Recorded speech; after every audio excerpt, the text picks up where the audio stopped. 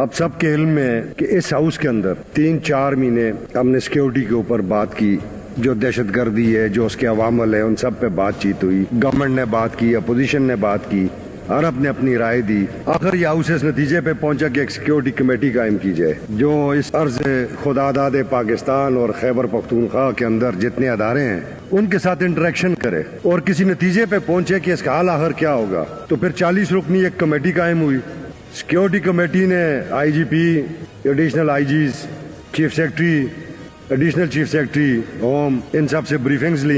اس دوران وہ اس نتیجے پہ پہنچے کہ کمن جرگہ کیا جائے اور کنسنسس کی جائے لوگوں کے نمائندوں کا جو پارٹیاں خیبر پختونخوا کے عوام کو ریپریزنٹ کرتی ہیں ان کی رائے لی جائے۔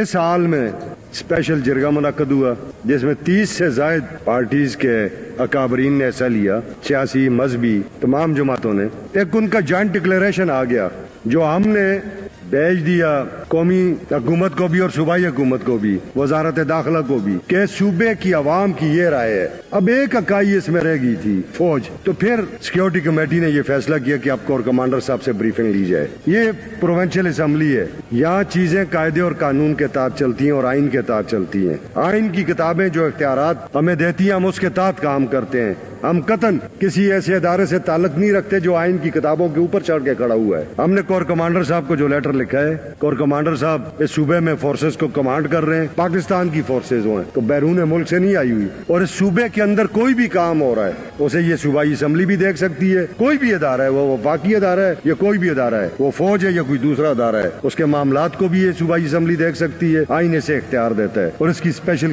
سیکیورٹی کمیٹی بھی اسے دیکھ سکتی ہے۔ اب آپ نے بات کی کہ وہ نہیں کوئی نہیں ایسی بات، سارے مانتے ہیں، قانون کو مانتے ہیں۔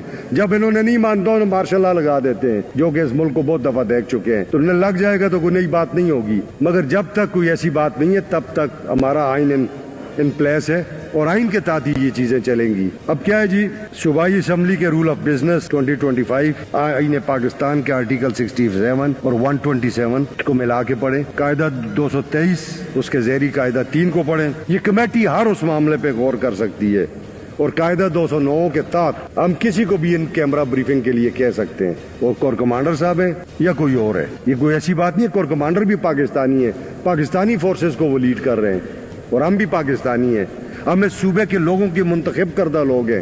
آج ایسٹ انڈیا کمپنی کا وہ ٹائم نہیں ہے جب ایسٹ انڈیا کمپنی نے ریپریزنٹیشن کے نام پہ چند لوگ بٹھائے ہوئے تھے اور کمانڈ اور کنٹرول اس کا گورنرز کے پاس تھا جو فوج کے ذریعے کمانڈ اور کنٹرول کر رہے تھے۔ آج ایک آئین پاکستان ہے، آپ اس آئین پاکستان کے تحت ان چیزوں کو چلا رہے ہیں۔ تو آئین کا آرٹیکل 1-7 یہ ساری چیزیں جو ہے نا یہ پارلیمانی بالادستی کی بات کرتے ہیں، اور فوج ہماری فوج ہے، چیئرمین بھی کہہ چکے، ہم بھی کہتے ہیں۔ تو اس کو غلط رنگ دینے کی یا اس سے غلط تاثر لینے کی ضرورت نہیں ہے۔ کور کمانڈر صاحب اگر مناسب سمجھیں گے تو وہ اپنے ادارے سے اس پہ رائے لے لیں گے۔ ہم یہ سمجھتے ہیں کہ انہیں آنا بھی چاہیے، انہیں بریف بھی کرنا چاہیے۔ اس صوبے کا انفراسٹرکچر تباہ ہوا ہے، یہ صوبہ 25 سال سے لا قانونیت کو بھگت رہا ہے، دہشت گردی کو بھگت رہا ہے۔ اس صوبے کے بے شمار لوگ شہید ہوئے ہیں، بے گناہ لوگ۔ اس صوبے میں فورسز کے لیے فوج کے لوگ شہید ہوئے ہیں، ایف سیز اور لیویز کے لوگ شہید ہوئے ہیں، ہماری پولیس فورس کے لوگ شہید ہوئے ہیں۔ تو ہم کیوں نہ کنسرن ہوں اس بارے میں کہ ایک جو ایشو ہے، جب ہم اس کو بریفنگ لے لیں گے تو ہم اپنی اس ہاؤس میں اس کو ٹیبل بھی کریں گے، اپنی جو سفارشات ہیں وہ صوبائی حکومت کو بھی بھیجیں گے اور قومی حکومت کو بھی بھیجیں گے۔ فیصلہ پھر ان دونوں حکومتوں نے کرنا ہے کہ آپ نے صوبے میں آگے کرنا کیا ہے۔